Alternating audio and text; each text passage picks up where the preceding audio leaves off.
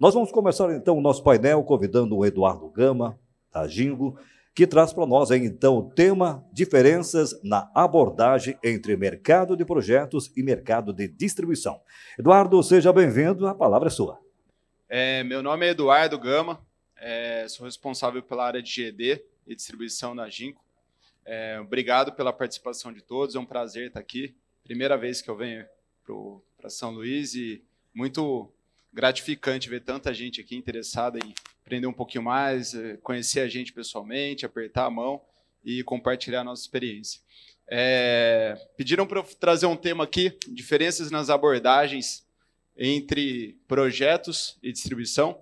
A Jingo ela é dividida nesses dois canais. É uma prática que vem desde o fabricante, em toda a cadeia. Então, espero que vocês possam aproveitar e depois, se tiverem alguma dúvida, tem meus contatos e vai ser um prazer aí dividir isso com vocês.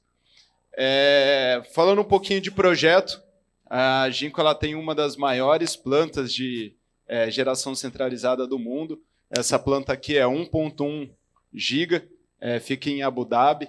Então, é um prazer aí poder dividir um pouquinho com vocês e quem quiser conhecer um pouquinho mais das nossas plantas, a gente pode passar o portfólio e dividir isso com vocês, tá bom, gente? Primeiro, para a gente poder falar dessas diferentes abordagens, né, é interessante a gente saber quais que são os players que estão aqui, né? Então, os fabricantes, aí os distribuidores, EPCistas, comercializadoras, tá? Na parte de fabricante, todo mundo já conhece, fabricante, inversores, trackers, estruturas, outros componentes. Tá? Na parte de distribuidores, né, o que eles fazem? Eles compram, eles industrializam, existe um processo de industrialização, você precisa ter um KNAI, e depois eles comercializam isso no mercado. Tá? Apesar de ter muita gente querer comprar direto os componentes, eu estou crescendo, estou trazendo volume, quero comprar direto. Não necessariamente vai ser mais barato, porque dentro do processo de industrialização você vai ter alguns benefícios e incentivos fiscais. Tá? E aqui, na parte de projeto, né, tem uma série de players. Ele pode ser um comercializador, pode ser um gerador, pode ser um EPCista. Dependendo do tipo de projeto, essas empresas vão operar, né, e se relacionar com os fabricantes de diferentes formas. Tá bom? E aqui eu elenquei aqui 5 tópicos para a gente poder abordar isso. Né? Então, a parte comercial, financeira, técnico e logístico. Claro que se a gente for se aprofundar, vai ter vários caminhos aqui que a gente pode fazer essa análise e diferenciar esse tema, mas eu achei que são os principais temas para a gente compartilhar hoje com você dentro do espaço que a gente tem.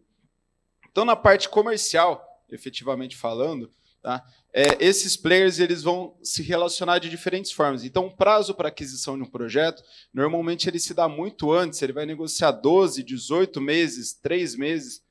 Então, ele precisa de muito mais tempo, porque o cronograma de entrega, a compra dos outros equipamentos, ele precisa estar alinhado dentro do prazo de chegada, ele não vai fazer estoque, normalmente essa entrega vai direto para a obra. Os termos contratuais, então, um contrato de geração centralizada de projeto ele é muito mais complexo. Normalmente, ele vai envolver multa, uma certa quantidade de entrega por semana. Na garantia, tá, gente? Hoje, quando vocês têm algum problema de garantia, normalmente vocês vão ou para o distribuidor que você comprou, né, ou você vai direto para algum fabricante. Normalmente, ele te repõe uma peça. Quando a gente está falando de um projeto, essa garantia ela envolve a geração de energia do projeto. Então, como ele tem um cronograma, uma entrega de energia que ele precisa respeitar, normalmente você precisa trabalhar com estoque de reserva ali para atender imediatamente, ou então você vai ter um tempo para poder fazer essa reposição. Então, é muito mais delicado e, dependendo do contrato, ele vai exigir uma multa caso você não respeite essas entregas. Tá bom? E preço, gente, não necessariamente o preço do projeto ele vai ser mais barato do que um preço de distribuição. Tá? Isso, muitas vezes, é um mito que o mercado tem. Mas qual que é a principal diferença? O preço ele precisa ser garantido. Então, quando ele vai fazer o desenho do projeto, ele vai desenhar o CAPEX, ele vai colocar as exigências que ele tem ali e ele precisa ser respeitado. Quando a gente fala de projeto, o preço do módulo em si ele não é o único componente do preço, efetivamente. Tá? Vai ter, se ele exige uma garantia, se ele exige um componente específico dentro do módulo, se ele qualquer coisa vai construir um preço que vai chegar no preço de contrato, mas não necessariamente é só o módulo. E na parte de distribuição, essa negociação é um pouco mais simples, mas qual que é o ponto aqui? No projeto, ele precisa ser respeitado e por isso que ele negocia 12, 18 meses de antecedência. Tá bom? Na parte financeira, tá bom? Quando a gente fala de projeto, ele vai desenhar o fluxo de caixa. Então, normalmente, ele vai pedir um financiamento, ele tem um investidor, ele vai construir toda a linha ali do projeto e vai ter que ser respeitado por conta da exigência da obra. E, muitas vezes, os pagamentos para os fabricantes, para os fornecedores, acompanham esse projeto. Então, quem está começando a trabalhar aqui com um projeto, pegando usinas, vocês já sabem disso porque isso faz parte. E quando a gente fala de um projeto descentralizado ou um projeto de GD, isso é muito mais importante, porque impacta no fluxo de caixa dele e como que ele recebe os pagamentos. Condição de pagamento, mesma coisa, está linkado uma na outra. Tá? Não sei quantos de vocês já ouviram falar, mas os distribuidores normalmente usam o Sinosure, que é uma empresa de fomento à exportação na China, que dá um prazo de garantia, carta de crédito. Agora, assim, quando a gente fala de projeto, é muito mais complexo, porque existe um risco do projeto atrasar e o fabricante ele não pode depender simplesmente de um crédito. Então, ele precisa ter as garantias dele também para poder fazer essas entregas. Riscos cambiais, né? Alguns dias atrás, o dólar bateu 4,60, hoje bateu 5,10, o Federal Reserve aumentou a taxa de juros uns 15 minutos atrás, o dólar já voltou a cair, está abaixo de 5. Então, a gente mora num país que é extremamente volátil e tem um risco cambial.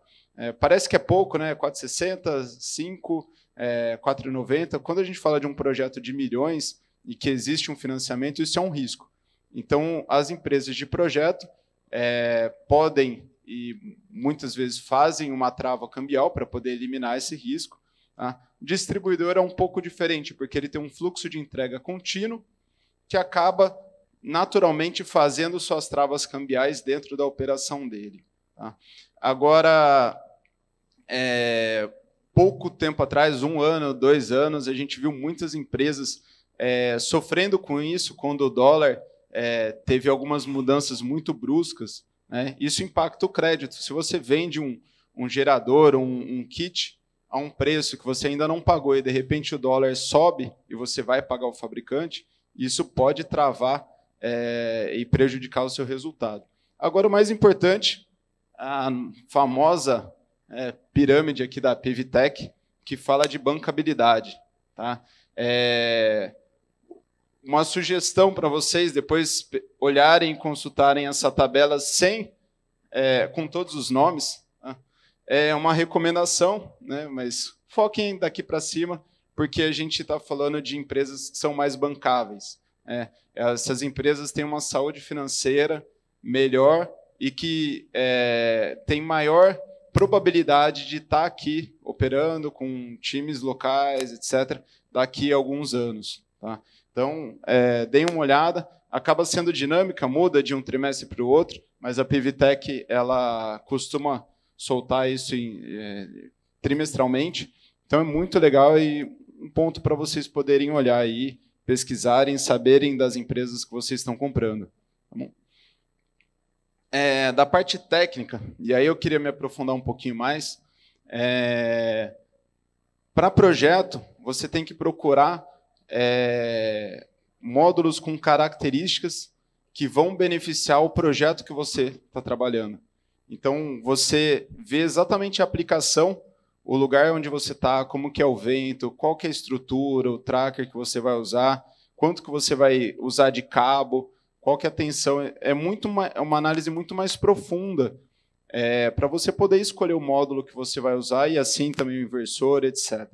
A gente tem diferentes tecnologias, tem módulo de 400 watts, 600 watts, e aqui no mercado brasileiro, às vezes, isso olha, é maior potência, é melhor, não necessariamente. Um dos módulos que a gente mais vende no Brasil é o 460, não é de maior potência, mas a gente entende que é uma das melhores aplicações para módulos residenciais e comerciais. Tá? Os módulos eles têm que conversar com os outros equipamentos, então não adianta você ter simplesmente um melhor módulo do mundo se não é compatível com o inversor, se ele não cabe numa estrutura adequada que a gente tem. Então, você tem que olhar o sistema como um todo. Eu vi já kits residenciais com módulos de 660 watts, que é completamente fora da realidade que a gente tem hoje. Não tem necessidade de você colocar um módulo tão grande, com tamanha potência, em cima de um telhado. Tá? Pesquise um pouco, se aprofundem tecnicamente, porque não faz sentido. Tá? Então, procurem identificar qual que é o módulo, qual que é a aplicação. E essa palavrinha aqui, é o LCOE, né, é um dos drives ali que a gente leva para o projeto. É onde o cara realmente vai olhar o resultado dele, quanto que custa a geração, para poder avaliar qual que é a melhor combinação de equipamentos. E aqui, os módulos que a gente tem, os maiores, normalmente a gente recomenda para a geração centralizada, que é, no caso da Jinko, os módulos de 78 células, 610. Os menores, né, o 460, 470 para residencial ou pequenos comércios. E aqui, na faixa de 400, ele acaba sendo um pouco coringa ali, né? Ele pode ter diferentes aplicações. Não vou me aprofundar aqui, mas só para colocar esse tema aqui em pauta e vocês poderem pesquisar um pouquinho mais, o mercado está migrando a tecnologia das células P-Type, né, tipo P para tipo N. O módulo tipo N da Jinko, ele já vai estar em comercialização na segunda metade do ano, então pesquisem isso. No Fórum de São Paulo, a gente abordou esse tema. Quem quiser, já tem um webinar do Gustavo, nosso gerente técnico, junto comigo, junto com o Bruno do Canal Solar, aprofundando esse tema, falando como que se deu essa evolução e onde que a gente está, onde que a gente vai chegar. Algumas vantagens, e aqui eu vou passar rápido também, porque não é o objetivo do fórum, tem uma degradação menor de 1%. Hoje, a maior parte dos módulos estão com 2%. O coeficiente de temperatura, então, onde trabalha com temperaturas maiores, ele vai ter uma eficiência melhor e gerar mais energia. Fator de bifacialidade, para quem está falando fazendo o projeto, vai ter um ganho de 15% comparado com os módulos que a gente tem hoje. Maior confiabilidade, os módulos já estão sendo testados, são mais precisos, têm um resultado melhor.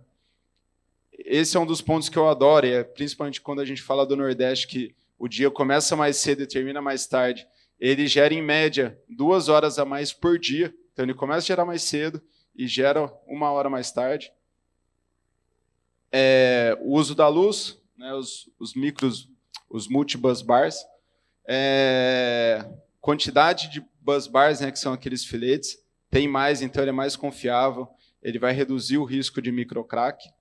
E aqui, só para a gente gravar os 3 principais pontos, para a gente já ir para o final da apresentação. Coeficiente de temperatura, maior ganho bifacial e o lead. Tá? Passei rápido para vocês pesquisarem depois, a gente vai estar aqui, podem conversar com a gente.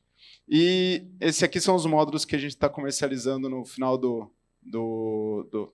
no segundo semestre. Tá?